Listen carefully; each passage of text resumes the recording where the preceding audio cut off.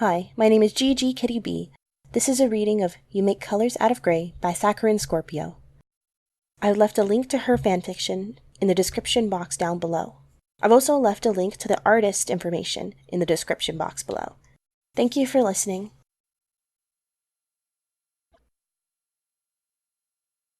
It was a nice day, really.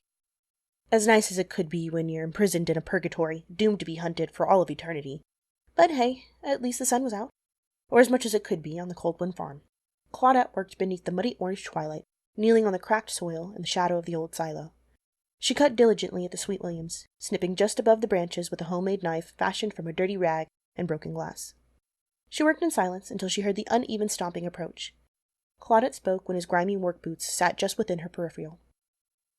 "Hello, Max." Her greeting back was a guttural grunt, followed by his body hitting the ground to sit.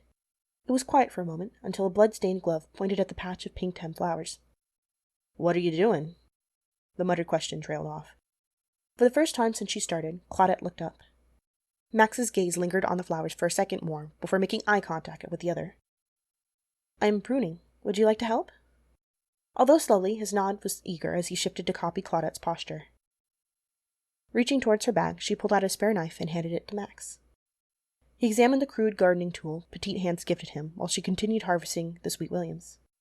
Staring blankly at the flower cluster, he thought to himself, wouldn't it be easier for her to use her hands?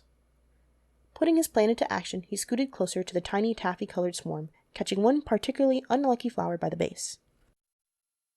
Claudette was too preoccupied to see what he had done until the distinct sound of roots being ripped from the dirt filled the dry air. Her head jerked up to have a bundle of sweet williams thrust into her face as clumps of dirt fell helplessly to the ground. Max snatched her arm and placed the plant into her hand, the main stem bent at an unnatural angle, the smile on his face lopsided and malformed. She sighed as she tried to fix the stem, and to no avail. It flopped back limply. "Max, you ruined this poor flower." Milk-white eyes narrowed.